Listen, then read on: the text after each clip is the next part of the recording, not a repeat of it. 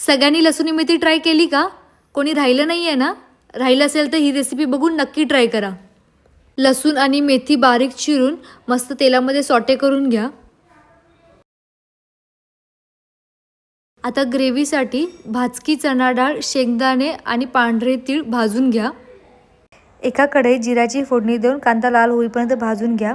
त्यामध्ये गरम मसाला, हळद, लाल तिखट आणि मीठ टाकून घ्या.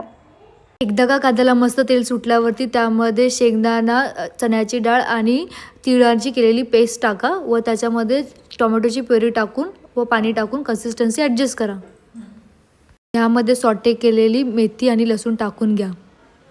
फोडणीसाठी गरम तेलामध्ये काश्मीरी मिर्च, हिंग, लाल मिरची पावडर आणि लसूण टाकून ही फोडणी लसूणी मेथीवरती टाकून घ्या. अँड टडा, तुमची लसूणी मेथी तयार आहे. नक्की ट्राय करा. रेसिपी आवडल्यास लाईक, शेअर, फॉलो करा. बाय.